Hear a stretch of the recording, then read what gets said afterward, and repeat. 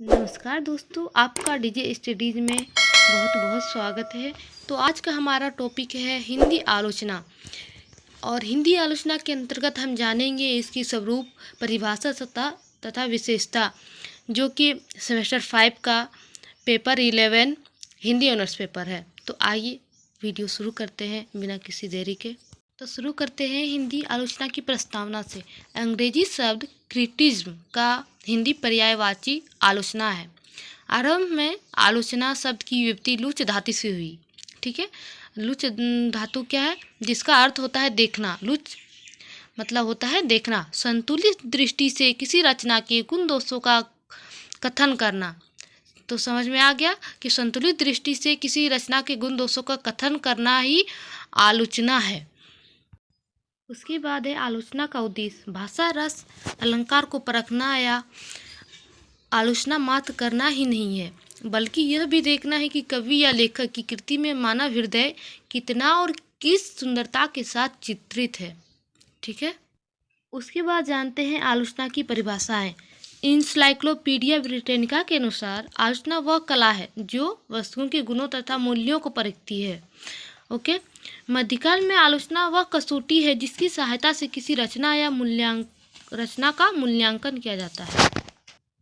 Matthew Arnold के अनुसार आलोचना की सबसे बड़ी विशेषता है तटस्थता। वस्तु के स्वरूप की जिज्ञासा ही उसे आलोचना मार्ग में परिवर्तित करती है।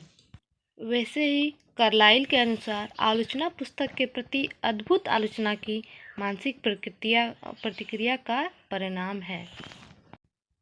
आइए रिचर्ड के अनुसार to set up as a criticism is a जज ऑफ वैल्यूज, मतलब कि आलोचक की नियुक्ति करना निर्णायक की नियुक्ति करना है।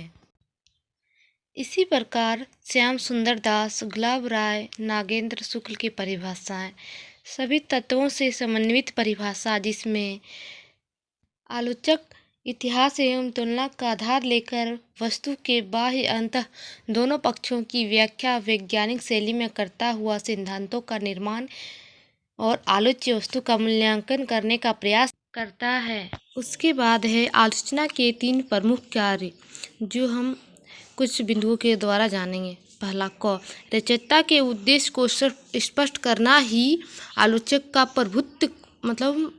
प्रमुख कार्य है। ख, आलोचना कवि तथा पाठक के बीच में एक श्रृंखला है जो दोनों का तादात्म्य स्थापित करता है। तीसरा है गो, विभिन्न प्रकार की उपयोगिता की स्थापना में भी आलोचना का महत्वपूर्ण कार्य है, क्योंकि समाज और साहित्य का घनिष्ठ संबंध होता है। अतः आलोचक का कर्तव्य है कि साहित्य के उपयोगी दृष्टिकोणों की स्थापना करें। आलोचना के कुछ भेद हैं जो हम इस प्रकार जानेंगे। अनिश्चनात्मक आलोचना प्रणाली, दूसरा है अविचल आलोचना प्रणाली, तीसरा है अनुमानात्मक आलोचना प्रणाली, चौथा है अनुसंधानात्मक आलोचना प्रणाली और पांचवा है बाह्यवादी आलोचना प्रणाली। उसके बाद छठा है विश्लेषणात्मक आलोचना प्रणाली। तो ये है 6 आलोचना। उसके बाद इसके कुछ अन्य मुख्य भेद है जो हम इस प्रकार से जानेंगे। सैद्धांतिक आलोचना साहित्य रचना से संबंधित आधारभूत सामान्य सिद्धांतों और नियमों की आलोचना है, जो रीति विवेचन, लक्षण ग्रंथ, काव्यशास्त्र इसके अंतर्गत आते हैं। ठीक है, उसके बाद दूसरा है शास्त्रीय आलोचना।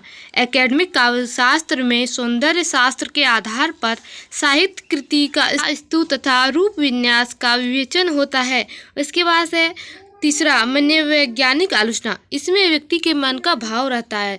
ओके, जो सृष्टा या कवि के मन के व्यक्तित्व का विकास किस रूप में हुआ है, यह साहित्य को व्यक्तित्व कर मानकर चलती है। ठीक है, चौथा है निर्णयात्मक आलोचना। इसमें सत असत, स्थायी अस्थायी तत्वों का विश्लेषण करते हुए परस्पर तुलना करके निर्णय देता है। इसके अंतर्गत मूल्यों की खोज की जाती है। तो इसी के साथ हमारा आज का चैप्टर समाप्त होता है। अगली वीडियो में हम लोग जानेंगे आलोचना का उद्भव तथा विकास कैसे हुआ। अगर आपको वीडियो अच्छा लगे तो लाइक और सब्सक्राइब जरूर करें। थैंक यू, धन्यवाद।